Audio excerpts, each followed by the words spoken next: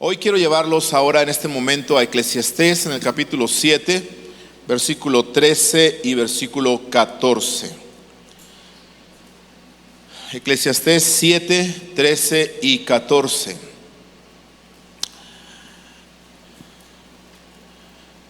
La escritura me dice: mira la obra de Dios, porque ¿quién podrá enderezar lo que Él torció? Y luego me dice: en el día del bien goza del bien, en el día de la adversidad considera, porque Dios hizo tanto lo uno como lo otro, a fin de que el hombre nada halle después de él. En la mañana yo compartía con la congregación, la primera sesión, que a veces es difícil entender las cosas que Dios ha dicho en su palabra,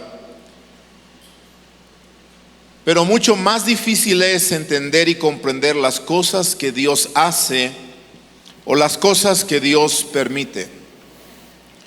Y cuando voy a esta palabra que acabo de leer, es un ejemplo claro para nosotros de lo que le acabo de decir. Es difícil a veces poder entender y comprender lo que Dios dice en su palabra.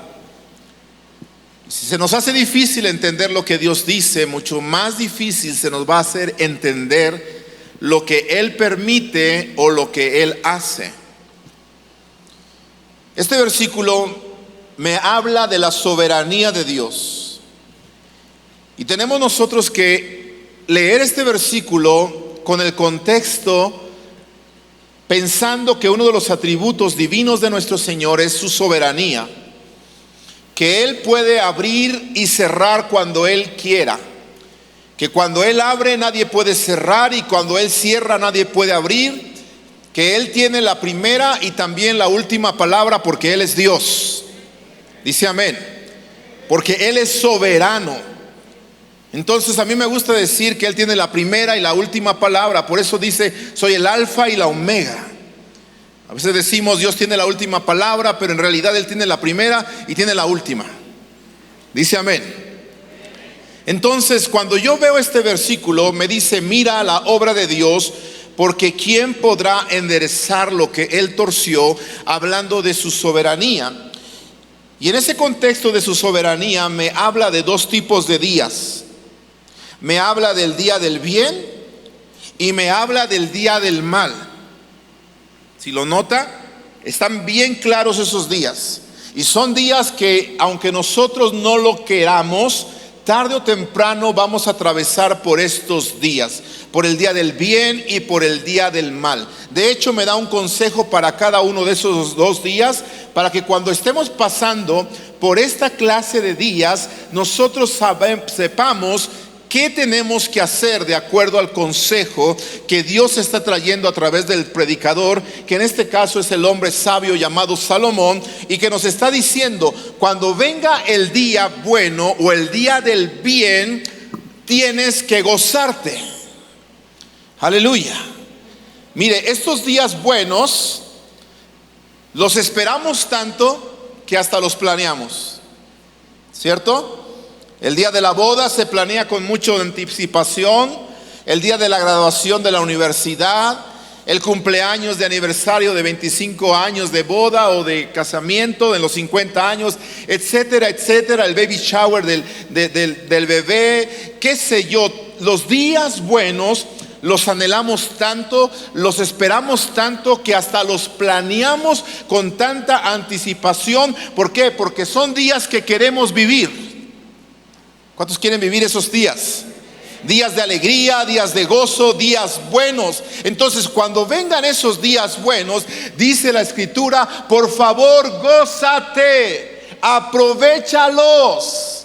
Y tenemos nosotros que aprender a tomar este tiempo de días buenos y aprovecharlos como dice la escritura. ¿Por qué? Porque si no los aprovechamos, estamos dejando a un lado el consejo que me da la palabra. En el día del bien, gózate. Si vas a tener unas vacaciones, tómalas ahora que puedes disfrutar. Ahora que puedes subirte, por ejemplo, a las góndolas allá en Venecia o en algún lugar o en Xochimilco, y que no te vas a quedar dormido en el transcurso. Disfruta ahora. Aleluya. Mire, esta pandemia ya no se está dejando disfrutar como antes. A lo mejor algunos estaban pensando, no, ya cuando me retire, cuando ya tenga tantos años, voy a empezar a viajar y empezar a gastarme mis ahorritos y todo. Y mira lo que está pasando, ¿sí o no? O aquella mujer que dice, me compro un vestido bien precioso, bien bonito, y lo voy a guardar ahí en el closet para cuando venga un evento, una boda o una fiesta, y me lo vuelvo a poner. ¿Y qué resulta? Que pasan los tiempos, pasan los años y no viene la famosa boda, no viene la famosa fiesta. Y ya cuando por fin viene la fiesta, resulta ser que va la mujer, saca el vestido del closet, se lo quiere poner y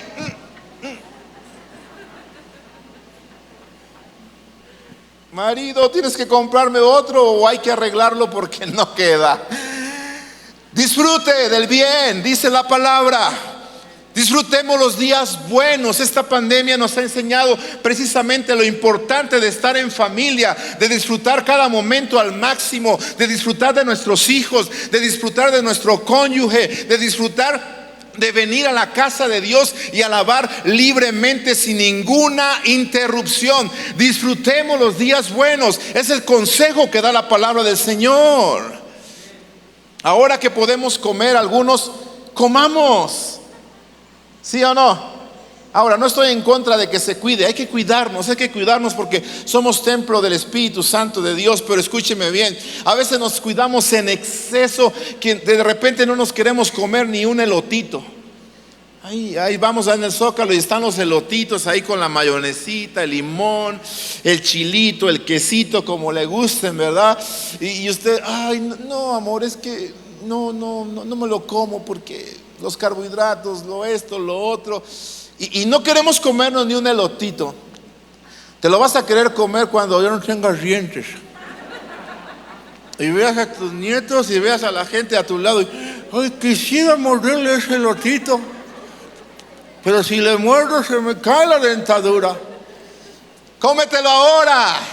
Disfruta ahora que tienes fuerzas. Amén. En el día del bien, goza del bien. Pero escúchame bien, después nos da el consejo y nos habla de la otra clase de días. Los días que no planeamos, los días que no estamos esperando, los días que no estamos nosotros anhelando que llegan. El día del mal, el día de la angustia, el día de la tristeza, el día de la tragedia, el día de las malas noticias con el doctor, el día de la enfermedad, el día de la muerte. Días que van a llegar y nosotros, aunque no los planeamos como los días buenos, van a llegar tarde o temprano. Y escúchame bien, estos días, como dije, no los planeamos, pero llegan. Dígame, ¿quién de nosotros planeamos el día de hoy estar en medio de una pandemia? ¿Usted se imaginó que íbamos a estar en una pandemia? ¿Se imaginó que íbamos a estar en la iglesia así, todos enmascarados, con tantas restricciones, no podernos visitar, no podernos abrazar como antes y estar en familia como antes? ¿Se imaginó? ¿Lo planeamos? Para nada. ¿Quién de ustedes dice, me voy a quedar en bancarrota en 3 meses? ¿Quién lo planea? ¿Quién planea y dice, dentro de 2 meses me voy a tener un accidente y me voy a quebrar las 2 piernas? ¿Quién lo planea? ¿Quién lo espera? Dentro de 1 mes voy a ir con el doctor y el doctor me va a decir que tengo cáncer. Ay, sí, lo estoy anhelando, estoy esperando que llegue ese día. No. ¿Correcto? Sin embargo, escúcheme bien, se presentan los días buenos, pero también se presentan los días malos. Y el consejo del Señor a través del predicador es que en el día bueno te goces, pero en el día malo, escucha bien, dice, en el día de la adversidad, ¿qué tengo que hacer? En el día de la adversidad dice, considera. ¿Sabe qué quiere decir esto de considera? Quiere decir, abre tu entendimiento. En la segunda predicación yo les hablé de lo importante de en medio de la dificultad no caer en las tentaciones de hablar precipitadamente. En medio de la dificultad, en el día de la angustia, cuando venga la angustia, cuando venga el dolor, cuando venga un día que tú no planeaste, Dios te está diciendo: yo quiero que guardes silencio y que aprendas que yo soy Dios. Te voy a enseñar por qué estás pasando a través de esta adversidad, por qué estás pasando a través de esta dificultad, por qué vino esta tragedia, por qué vino esta enfermedad. Yo te voy a enseñar, pero para que tú puedas ser enseñado, necesitas guardar silencio en mi presencia. Necesitas encerrarte en tu cámara secreta. Vete allí en oración. Abre tu corazón. Más que abrir tu boca, abre tus oídos, porque yo te quiero hablar. Yo te quiero enseñar cosas que solamente en la intimidad conmigo vas a poder tú ser enseñado. Cuando venga el día de la adversidad, considera, y eso significa inquirir, recibir del Señor, estar dispuesto a ser moldeado, estar dispuesto a ser enseñado, estar dispuesto a ser instruido por el Padre Celestial. Recuerda que la Biblia dice que todas las cosas nos ayudan para bien a aquellos que somos llamados conforme a su propósito. Entonces, cuando venga un día de adversidad que Dios permite, entonces tú y yo hay que considerar, porque Dios permite los días de adversidad.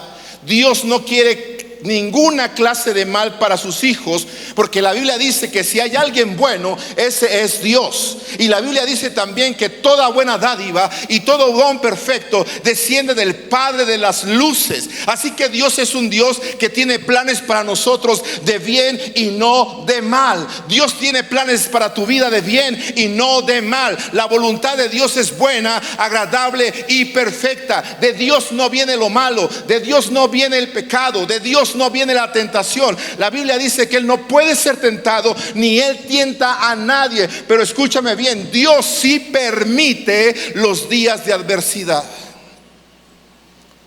Y es un permiso del Señor, no tanto es su voluntad. Es un permiso que Dios da, como se lo dio al diablo, de poderle quitar todo a Job, de poderle enfermar desde la cabeza hasta los pies, de poderle llevar a la bancarrota, de tal manera que el diablo quería que Job maldijera a Dios y entonces se muriera. Debes entender, iglesia, por favor, que cuando vengan esos días de adversidad, no es que Dios así lo haya querido, porque a veces decimos, es que Dios así lo quiso. No, lo que Dios quiere es bueno, agradable y perfecto.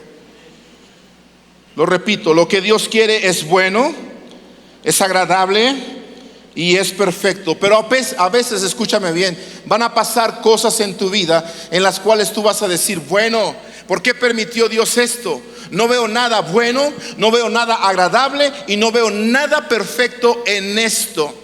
No es voluntad de Dios, es permiso de Dios cuando venga un día de adversidad. A veces le decimos a las personas, es que Dios no va a permitir que nosotros recibamos cargas que no podemos soportar. Pero en realidad, a veces esa declaración la hacemos porque confundimos cuando la Biblia dice que Él no permitirá o no dejará que seamos tentados más de lo que podamos resistir. Pero está hablando de tentación y no podemos nosotros confundir la tentación con la prueba, porque la prueba viene de Dios y la tentación viene del diablo. Aunque en sí la tentación viene a ser una prueba, pero la prueba de la tentación es para hacernos pecar, para hacernos desobedecer. Mientras que la prueba que viene de Dios es porque Dios tiene confianza en que tú y yo, a pesar de lo que suceda, vamos a mantenernos adorando su nombre. Aleluya, aleluya, aleluya. Por eso le dijo al diablo, no has considerado a mi siervo Job, no hay otro como él, varón perfecto y recto, apartado del mal, temeroso de Dios. ¿Por qué? Porque Dios estaba orgulloso de Job. Cuando Dios permite que nosotros pasemos por una circunstancia que no podemos nosotros soportar, es porque Él sabe que si nosotros clamamos a Él, Él nos va a responder. Aleluya. Él nos va a responder, porque dice: clama a mí y yo te responderé. Aleluya. Por eso, en el momento de la adversidad, en el momento de la angustia, tienes que aprender a considerar. Considera, abre tu espíritu, abre tus oídos. Dios te va a enseñar cosas que tú no puedes comprender con tu propia capacidad humana. Solamente el Espíritu Santo de Dios te va a hacer entender con el transcurso del tiempo por qué Dios a veces permite días de angustia o días de adversidad, como está diciendo aquí la Escritura. Es increíble lo que dice esta Escritura, porque dice: Dios hizo tanto lo uno como lo otro, a fin de que el hombre nada halle después de él. Yo estoy muy de acuerdo en que diga que Dios hizo el día del bien, porque Dios es bueno. ¿Cuántos dicen amén? Dios es bueno y nadie como Él. Pero cuando dice que Dios hizo tanto lo uno como lo otro, la palabra otro se está refiriendo al día de adversidad. Ahí me causa, ¿por qué no decirlo, conflicto? Me causa un conflicto mental, me causa un conflicto en el cual yo digo: Señor, no puedo yo aceptar, no puedo yo pensar que de ti pueda venir algo o un día de la adversidad. Y no es que Dios cree lo malo, no, porque Dios, escúchelo bien y lo repito nuevamente, Dios es bueno y de Él viene toda buena dádiva y don perfecto. Sin embargo, Dios permite la adversidad con un propósito en su soberanía. Por eso dice: mira la obra de Dios, porque ¿quién podrá enderezar lo que Él torció? Así que en el día del bien, gózate del bien. En el día de la adversidad, considera, abre tu corazón, porque Dios te va a enseñar.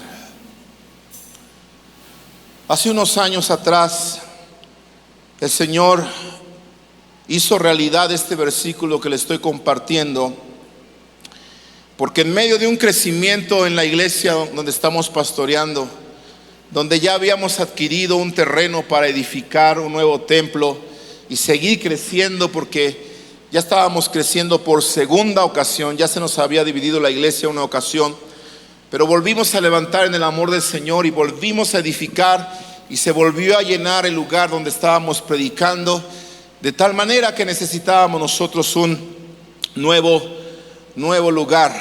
Compramos el terreno, gracias al Señor, lo compramos sin deberle al banco, y íbamos viento en popa en el crecimiento, y estábamos pero gustosos de poder crecer, cuando de repente, sin planearlo, como lo dije al principio, sin anhelarlo, sin pensarlo, se presentó un día de adversidad. Porque esos días se van a presentar tarde o temprano, y no es que te esté profetizando. No, la misma Biblia dice que es necesario que a través de muchas tribulaciones y pruebas entremos en el reino de Dios. Sí sabía eso, ¿verdad? Si le predicaron un evangelio todo color de rosa, que no iba a haber pruebas, que no iba a haber dificultades, que no iba a haber tiempos de escasez, que no iba a haber tiempos de duda, te predicaron mal. Porque los mismos hombres de Dios pasaron por muchos tiempos similares a los que te estoy mencionando, pero todos ellos salieron adelante con el favor de Dios. Y tú y yo vamos a salir adelante en el tiempo de la adversidad. En ese momento que estábamos nosotros creciendo y todo, llegó un momento de adversidad inesperado. Fuimos con los doctores, revisaron a mi pequeña, tenía 4 años de edad, y cuando la revisaron, el doctor nos dice: señores Ávila, por favor salgan corriendo a la ciudad de Dallas, porque hay algo extraño en la sangre de su hija. Por favor, no se paren en ningún lado ni para comer, y díganme si no pueden hacer esto para enviarla entonces en ambulancia, porque ya en el hospital en Dallas están esperándoles. Ya llamamos allá para que les reciban inmediatamente. Wow, cuando te dicen eso de momento, se te viene el mundo encima, y más porque estás hablando de tu hija de 4 años, prácticamente un bebé. Tomamos a la niña, nos fuimos a carretera a la ciudad de Dallas, 2 horas de manejo. Llegamos lo más pronto posible, hicieron exámenes a la niña, sangre, la internaron, etcétera, y por fin sale el grupo de médicos con mi esposa y yo ahí en la sala, en el cuarto donde estábamos, y me dice: señores Ávilas, queremos decirle que su hija tiene cáncer. Y el escuchar la palabra cáncer es una palabra de las que menos queremos escuchar, ¿cierto o no? Y menos en un bebé o en una niña de 4 años. Quizá uno dice: bueno, yo ya viví un poco la vida, quizá yo, no sé, a lo mejor no estoy viviendo del todo correcto, pero una niña de 4 años, ¿qué culpa tiene?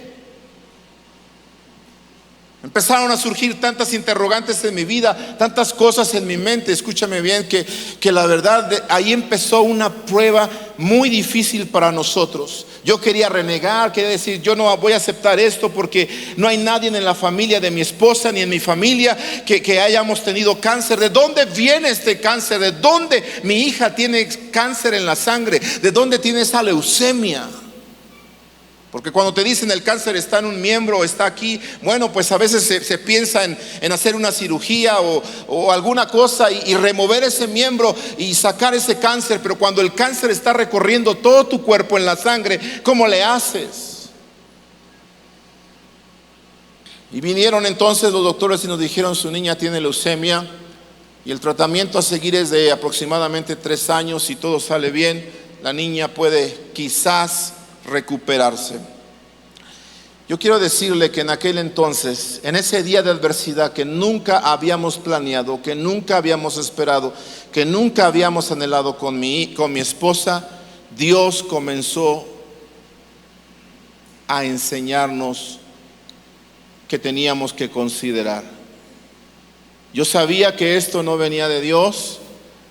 ¿Y sabes por qué yo sabía que esto no venía de Dios?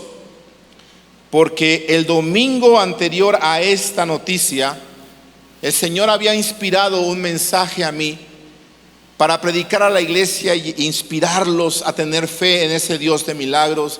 Y escuche bien, por favor, el tema que Dios me dio para esa tarde fue este: ¿qué serías tú capaz de hacer para obtener un milagro? Ese fue mi tema.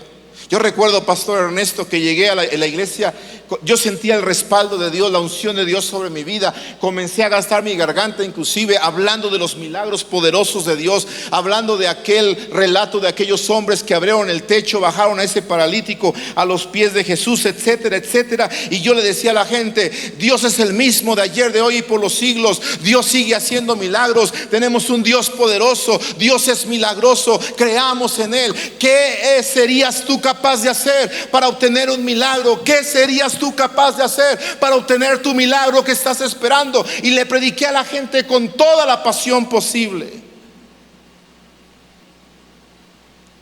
¿Sabes qué? El día viernes, a unos días después, el que necesitaba el milagro era yo.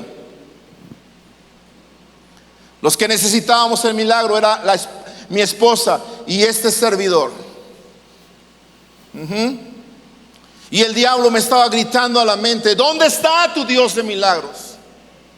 ¿Dónde está el Dios de milagros del que predicabas el domingo? De ese Dios que sana, de ese Dios que levanta inclusive a los muertos. ¿Sabes qué? Tu hija tiene una enfermedad terminal, se puede morir. ¿Dónde está tu Dios de milagros?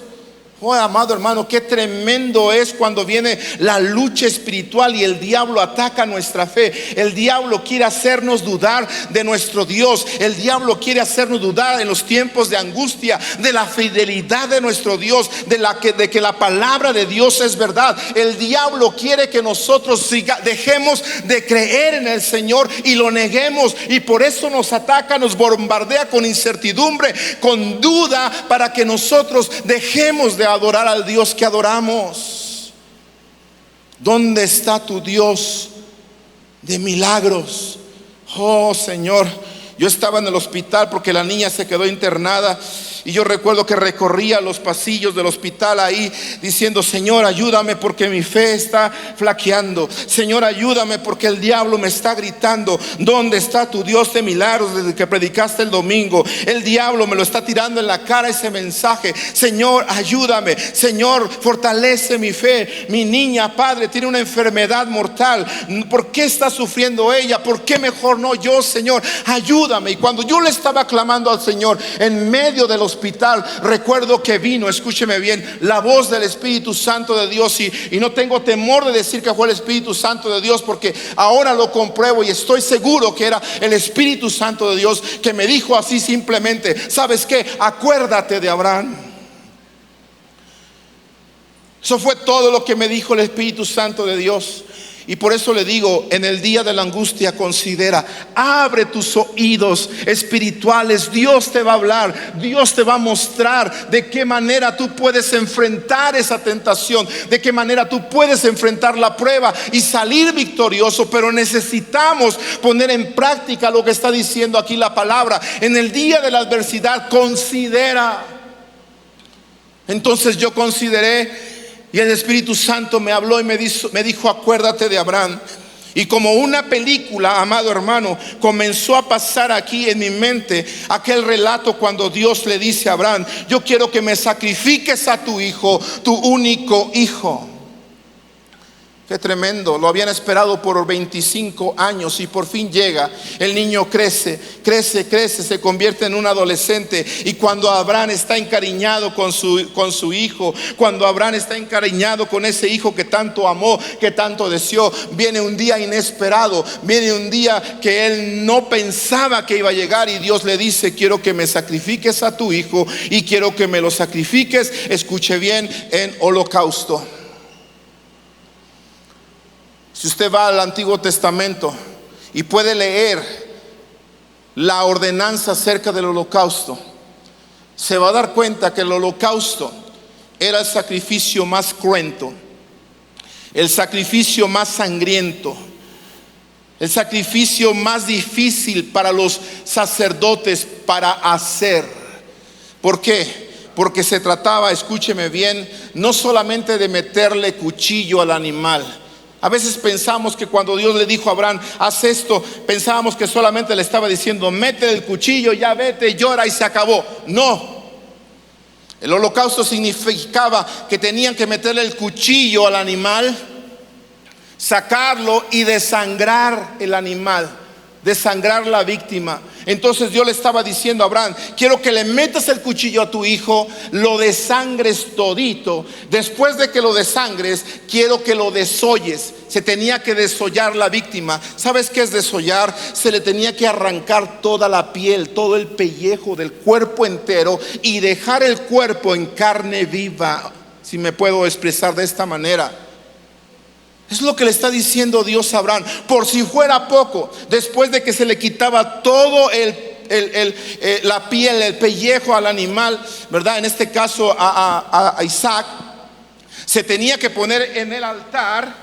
Y después de ponerse en el altar el cuerpo entero, la orden para el holocausto era ponerle leña, prenderle el fuego, y entonces ponerle fuego y fuego y fuego hasta que ese animal o esa víctima fuera reducida totalmente a cenizas.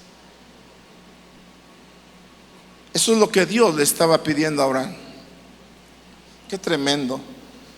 Y Dios me dice: acuérdate de Abraham. Se me vino todo este cuadro a la mente y yo dije: Señor, cuando tú le dijiste a Abraham que sacrificara a su hijo, ni siquiera preguntó por qué, ni siquiera tampoco dijo para qué. Porque yo a veces he escuchado personas que dicen: no le podemos decir al Señor por qué, y estoy de acuerdo. ¿Quiénes somos nosotros para cuestionar a Dios? Pero otros dicen: bueno, mejor pregúntale para qué estás permitiendo esto. Pero ¿sabe qué? Yo he aprendido algo, que más que decirle por qué, más que decirle para qué, hay que decirle al Señor: Señor, ¿por qué no? ¿Por qué no? Si todos los santos hombres de Dios en el Antiguo Testamento pasaron por sufrimientos, pasaron por torturas, pasaron por hambre, pasaron por desnudez, pasaron por tantas tragedias, si ellos pasaron, ¿por qué nosotros no? ¿Me estoy explicando? ¿Por qué no? Si estamos sirviendo al mismo Dios, si estamos sirviendo al Dios que está esperándonos a cada uno de nosotros, pero ¿por qué no vamos a pasar por esas aflicciones? Y en ese momento entonces me di cuenta que Abraham, en vez de preguntar estas cosas, se dispuso muy de temprano, dice las palabras, se levantó, se llevó a su hijo, y cuando iban en camino dijo estas palabras, escúcheme bien, por eso es llamado el padre de la fe. Él dijo: mi hijo y yo iremos, adoraremos y regresaremos. Aleluya, gloria a Dios. Mire la fe de Abraham. Vamos a ir, vamos a adorar, y yo no sé lo que Dios va a hacer, yo no sé de qué manera Él se va a manifestar, yo no sé lo que Él va a hacer, de qué manera va a abrir las puertas, pero mi hijo y yo vamos, adoramos y regresamos. Aleluya. Yo no sé de qué manera Dios te va a sacar de ese tiempo de adversidad, ni tampoco sé por qué Él está pasándote por ese tiempo de adversidad. Lo que sí sé es que como Él ayudó a otros, también te va a ayudar a ti. Gloria al Señor. Aleluya. Aplaude al Señor Jesús, por favor.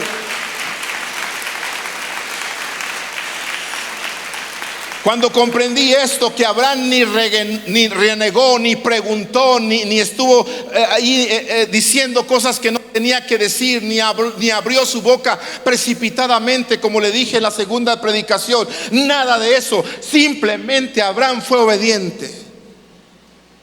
Y eso es lo que nosotros tenemos que aprender a hacer. En el día de la adversidad, considera: Dios te va a hablar, y cuando Dios te hable, escuche, en medio de la adversidad, sea obediente.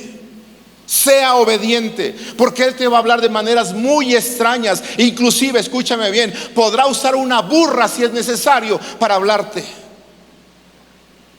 para que entiendas los propósitos de Él. Y cuando yo estaba allí en el pasillo del hospital con esta lucha espiritual, ¿dónde está tu Dios de milagros? ¿Dónde está tu Dios de milagros? Después de haber considerado el testimonio de Abraham, recuerdo que vino esa presencia del Espíritu Santo de Dios y me inundó. Me dio aliento, me dio inspiración, me dio fortaleza. Y recuerdo que me levanté en el poder del Espíritu Santo de Dios y le grité fuertemente al diablo que me estaba atacando a la mente, que me estaba atacando con esos pensamientos de duda. Y le dije: mírame, diablo, escúchame bien lo que te voy a decir. Mi Dios es poderoso. Prediqué de un Dios de milagros, que hace milagros, que dije que es el mismo de ayer, de hoy y por los siglos. Sí, mi hija tiene una enfermedad terminal. Me dicen que tiene cáncer, y eso está bien, lo voy a respetar. Pero escúchame bien, diablo, lo que te voy a decir.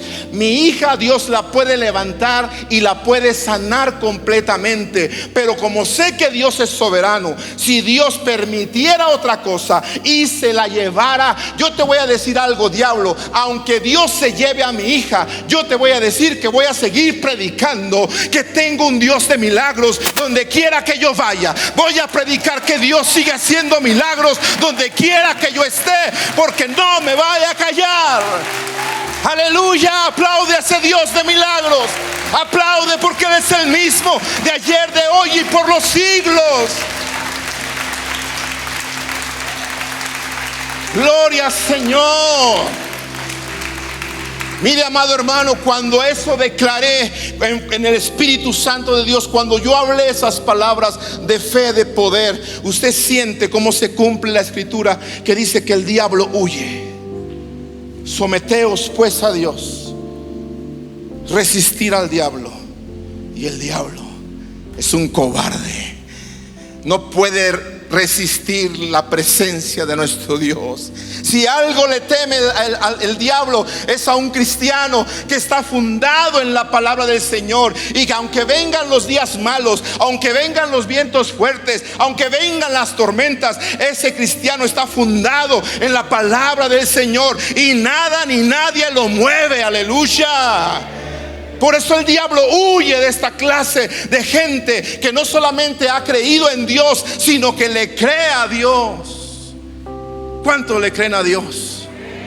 Porque todos los que estamos aquí esta tarde porque creemos en Dios, pero es una diferencia creer en Dios y la otra creerle a Dios y a su palabra, aunque a veces no entendamos lo que Él nos está diciendo. Aleluya. Oh Señor, yo sé que tú estás aquí, Padre, y tu Espíritu Santo está obrando. Y quizá hay personas, Señor, que están pasando por adversidades, y te ruego en el nombre de Jesús que ellos puedan abrir su espíritu, abrir sus corazones, abrir sus oídos para que tú les muestres el por qué en tu soberanía permites cosas que nosotros a veces no entendemos. En medio de esta situación difícil, hermanos, Dios me empezó a enseñar algunas cosas. Aparte de enseñarme que yo debería de ser obediente en medio de la angustia, en medio de la aflicción, me enseñó que tenía que aprender a pastorear como los médicos. ¿Sabe por qué le digo esto?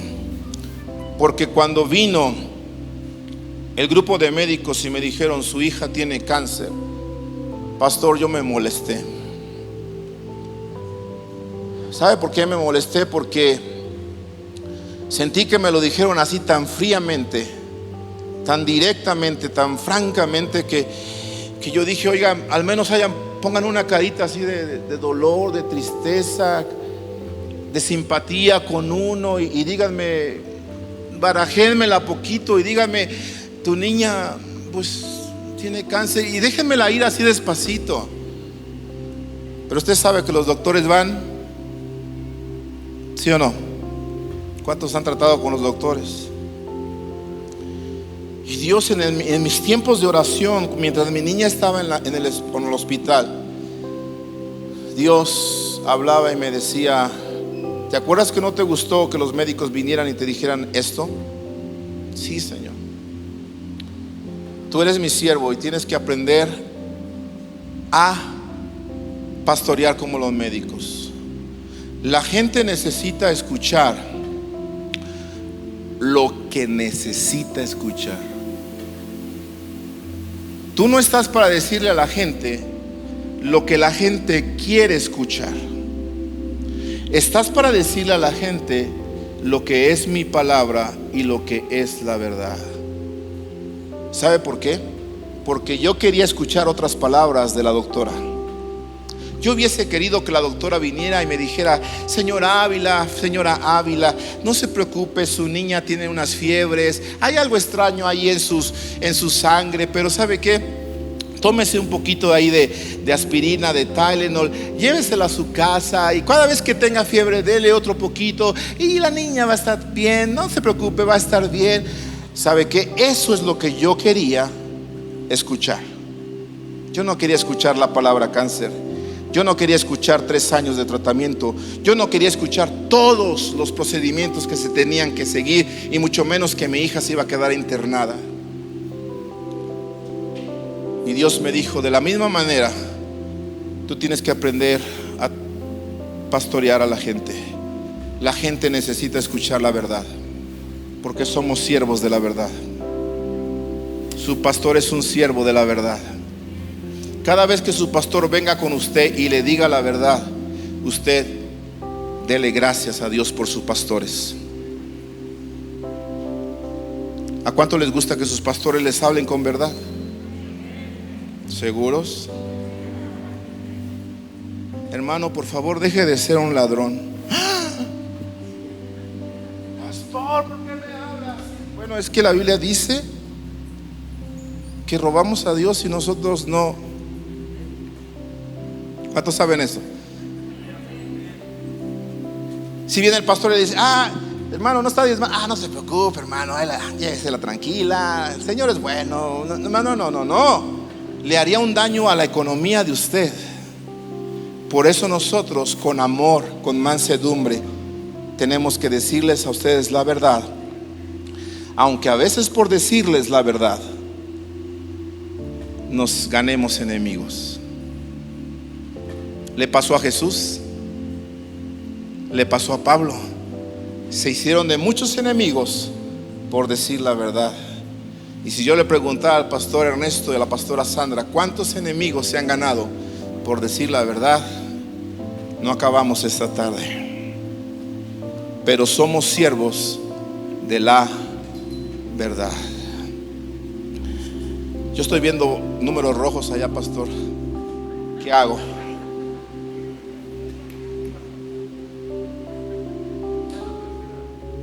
Es la tercera y acabamos. Seguimos. Aplaude al Señor entonces, por favor.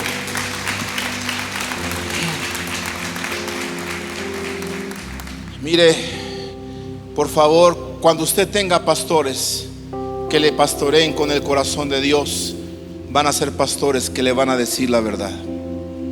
El pastor que coquetee con el pecado, que solape el pecado, que por decir, ay, no le digo esto al hermano porque qué tal si se ofende y se va de la congregación y es uno de los mejores diezmadores. No, nada de eso.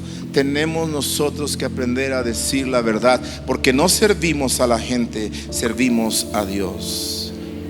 Y el apóstol Pablo dijo: si yo tratara de agradar a la gente, sería yo entonces siervo de la gente y no siervo de Dios. Pero el que nos ha llamado es el Señor, y a quien le vamos a dar cuentas es el Señor. Dice amén.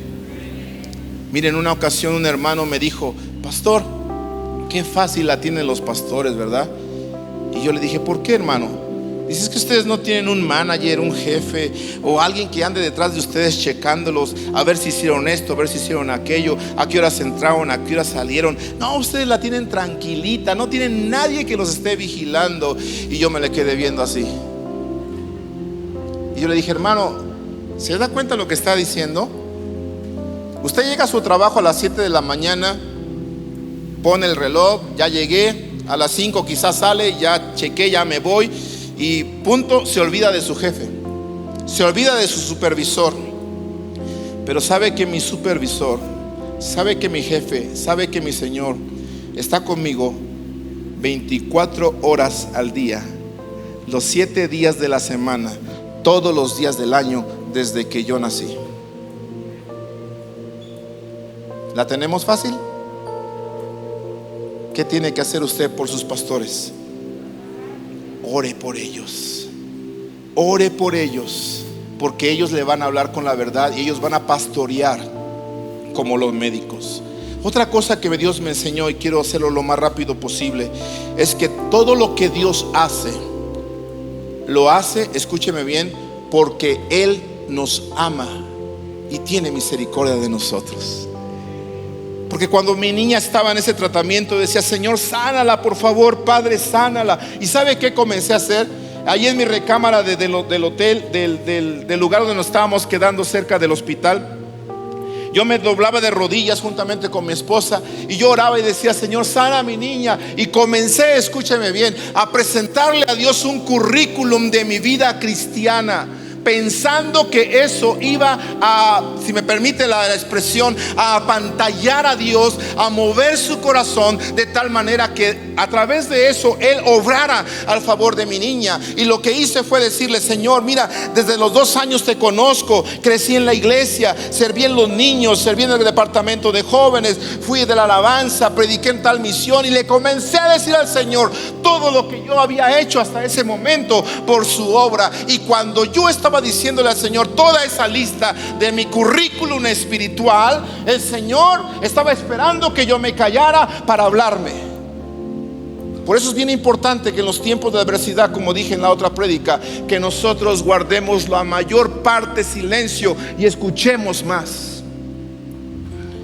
Y el Señor me dijo: Jorge, lo que voy a hacer por tu hija no lo voy a hacer por lo que tú hiciste, lo voy a hacer por lo que hizo mi hijo. Aleluya. Lo voy a hacer por el sacrificio de mi hijo en la cruz del Calvario, porque por su llaga todos son sanados. Aleluya. Entonces me di cuenta que lo que Dios hace por nosotros es por su amor, es por su misericordia, es por el sacrificio de Jesús. Dice amén. Dice amén. Aleluya. Otra de las cosas que el Señor me enseñó en ese tiempo que estábamos viviendo, amado hermano, fue que teníamos que aprender, escúcheme bien, a sembrar en tiempos de crisis. Estoy compartiendo este testimonio que es en cierta forma una experiencia, y aunque sé que la experiencia no hace la doctrina, yo sé que mi experiencia o la experiencia que le estoy compartiendo es respaldada por la doctrina de la palabra, y es la doctrina la que entonces, o la palabra del Señor, la que nos va a dar vida. No le tiene que pasar exactamente lo que me pasó a mí para que usted pueda aprender, pero la regla es la misma. En el día de adversidad, considera, la regla es la misma. Y entonces nosotros estábamos en el hospital, teníamos ya casi 4 meses en el hospital sin poder salir. Y recuerdo que mis suegros llegaron, también mis padres llegaron a ayudarnos con el cuidado de la niña para que nosotros pudiésemos descansar. Y en esa ocasión pudimos ir a Copel, a Mundo de Fe, perdón, allá donde estaba antes en Covenant. Y fuimos a la iglesia, y recuerdo que el pastor, nuestro pastor Rafael, nos presentó y dijo: aquí están los pastores Ávila, hemos estado orando por ellos, etcétera, etcétera. Y ya toda la congregación pues nos dio un saludo y aplaudieron, etcétera. Pero yo no pasé al frente, simplemente estuvimos ahí en la congregación. Llega el momento de las ofrendas y de los diezmos. Y cuando llegó el momento de las ofrendas y diezmos, recuerdo que fui a mi cartera, la tomé y miré que traía $105, un billete de 100 y un billete de 5. Y en ese momento dije: bueno, mi niña está en el hospital, mis padres están en el hospital, mis suegros están en el hospital, somos tantas personas los que tenemos que comer, mi suegra come mucho, ¿cuánto doy de ofrenda? Dije: 5 no voy a dar, porque a veces 5 se nos hace difícil darle a una propina a un mesero. Y aunque Dios es nuestro servidor, Él no es nuestro mesero, ¿verdad? Y dije: no le voy a dar 5, pero si echo el de a 100, me quedo con 5. ¿Y cómo le hago con $5 para alimentar a 7 que éramos? Ni siquiera de a dólar, ni siquiera una machique nos tocaba. Entonces escúcheme bien, se me viene el plan B famoso que tenemos todos muchas veces. El plan B. Agarré, me acerqué con un servidor y le dije: oiga, disculpe, por favor, yo le quería decir, cambie este billete, tome tanto y me regresa, ¿verdad? No voy a preguntar cuántos han hecho eso, ni voy a decir que es pecado. No, simplemente le estoy comentando cómo Dios trató conmigo. Cuando yo le iba a decir eso, oigo aquella voz hermosa del Espíritu Santo de Dios, que como cantábamos: bautízame con tu fuego. Esa voz hermosa y melodiosa que me dice: Jorge, échalo todo.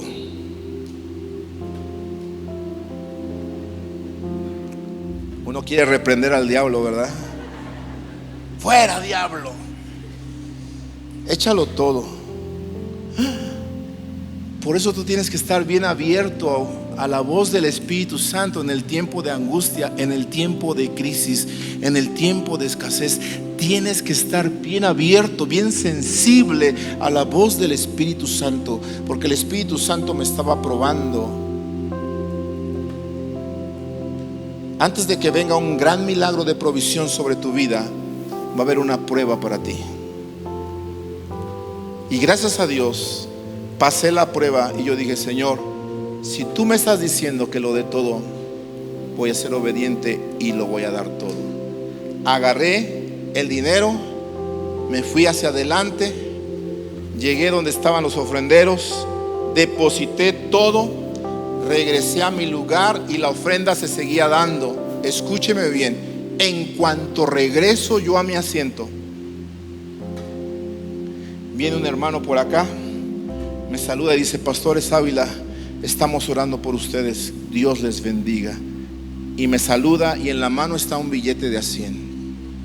Atrás de él estaba otro: Pastor Ávila, Dios le bendiga, estamos orando por usted.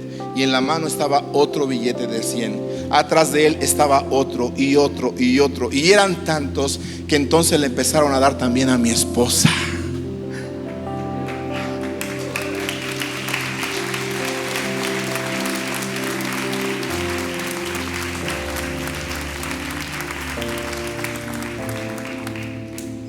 Cuando nosotros sembramos en tiempos de crisis, un milagro está por suceder. Así que escúchame bien. En el próximo tiempo de crisis que tú pases y escuches la voz de Dios que te diga: siembra o dalo, inclusive todo, no seas rebelde. Sé obediente como aquella viuda que dio la última comida, se la dio al profeta. Y cuando se la dio al profeta, el milagro de multiplicación vino a su familia. Dice amén. Porque Dios es un Dios proveedor. Aleluya.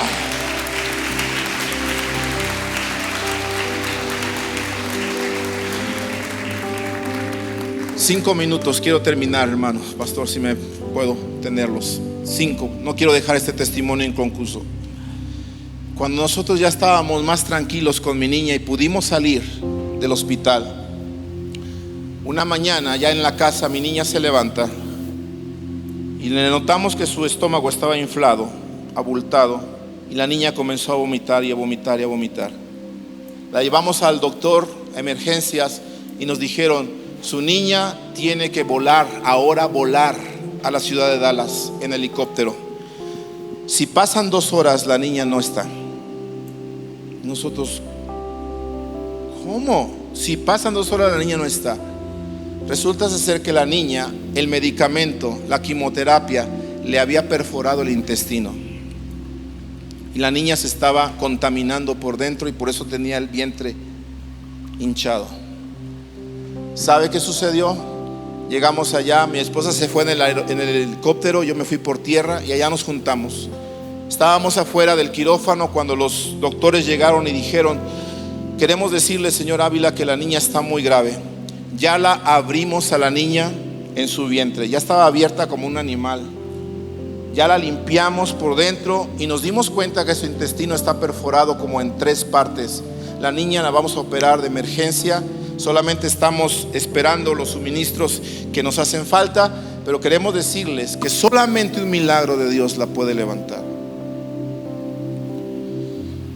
Y yo otra vez: y el Dios de milagros, y el Dios de milagros, y el Dios de milagros. Pero yo sabía que aquella vez que yo le había gritado al diablo, el Señor me había dado mi milagro, el milagro que necesitamos. Entonces, en esa confianza, me levanté con mi esposa, nos tomamos de la mano allí en la sala del quirófano y dijimos: Señor, tú ya nos diste el milagro. Te pedimos en el nombre de Jesús que por favor sorprendas a los médicos, porque ellos dicen que solamente un milagro puede levantar a mi niña. Los médicos se van a hacer la operación, regresan antes del tiempo señalado. Y cuando regresan antes del tiempo señalado, te quedas un poquito así: ¿qué pasó? ¿Qué noticia me van a dar? Pero los médicos se nos quedaron viendo y nos dijeron: señores Ávila, cuando íbamos a operar a la niña, la volvimos a limpiar para empezar a reparar su intestino. ¿Y sabe qué? Queremos decirle que no sabemos qué pasó. El intestino de su niña está reparado. A Dios la gloria. Este es el Dios que te predico. Este es el Dios de milagros del que te estoy hablando esta tarde. Y sabes que Dios sorprendió a los médicos, pero aún con todo eso mi niña se tuvo que quedar en el hospital en cuidado intensivo, de tal manera que no abría sus ojos, estaba intubada y solamente la mantenía con vida un respirador artificial. Recuerdo que los pastores Holland fueron y oraron por la niña, y el pastor oró por ella y dijo: Pastor Jorge, a esta niña la presentamos delante de Dios, declaramos bendición sobre su vida, declaramos sanidad, y yo creo que esta niña va a seguir viviendo. Yo dije: Pastor, yo también creo lo mismo, pero al ver que tu niña no reaccionaba y estaba ahí inerte, esperando solamente la vida o recibiendo la vida con ese respirador artificial, yo me salí a uno de los pasillos del hospital, ahí ya cansado, estresado, y estaba yo ahí cansado y estresado, y me fui a ese pasillo. Y escúchame bien cómo Dios habla. Por eso en el tiempo de la adversidad debes de considerar abrir tu corazón, porque Dios te va a hablar, como te lo dije al principio. Aún puede usar una burra, aún puede usar un incrédulo para poder hablarte y enseñarte lo que Él quiere que tú aprendas. Estaba yo en ese pasillo ahí cansado, recargado en la pared, y recuerdo que venía la persona que hacía el aseo y empezó a trapear ahí cerca de mí. Y empezó a trapear y yo ahí diciendo: ¿cuándo nos vamos de aquí? ¿Cuándo sale mi niña? Ya quiero que salga, etcétera. Y aquella señora que andaba trapeando decía: oiga, joven, ¿cómo está? Y yo: ay, señora, quiero decirle que ya estoy cansado, ya estamos frustrados, ya nos queremos ir de aquí. Y la señora seguía trapeando y decía: ay, joven, ¿y cuánto tiempo tiene usted aquí ya? Y le dije: ay, pues ya vamos como para 4 meses más o menos. Pasamos Navidad, pasamos Año Nuevo, el 14 de febrero. Y le empecé a decir todas las fechas célebres que habíamos perdido por causa de estar en el hospital. Y cuando le digo yo: tengo 4 meses, escúchame bien, dice la señora: ay, joven, si yo le dijera que conozco a una familia que tiene aquí más de 1 año y no ha podido ir a su casa. Cuando escuché esas palabras, yo dije: Señor, estoy tratando de quejarme, estoy tratando de decir que estoy cansado de estos 4 meses, estoy pensando que mi sufrimiento es tan grande que ya no lo quiero soportar, cuando me estás hablando que hay personas que han sufrido o están sufriendo más que yo. Me fui en oración, le pedí perdón al Señor. Y en ese momento el Señor me enseñó a tener compasión de las demás personas. Porque a veces cuando tú estás sufriendo piensas que nadie más ha sufrido como tú. Pero yo quiero decirte que si ves la Biblia, los grandes hombres de Dios sufrieron más que nosotros. Pasaron más escasez que nosotros, más tribulación que nosotros, y ellos nunca se rindieron. No te rindas. Sigue creyendo. Sigue amándolo, sigue creyendo en sus promesas, porque fiel es el que prometió.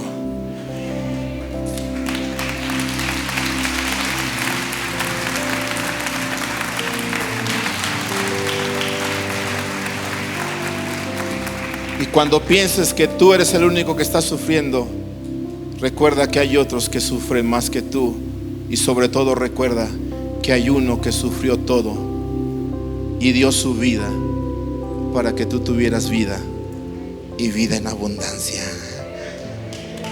Y te estoy hablando del Rey de Reyes, del Señor de Señores, de Jesucristo, el Hijo de Dios. A Él sea toda la gloria por los siglos de los siglos. Amén. Amén. Gloria al Señor.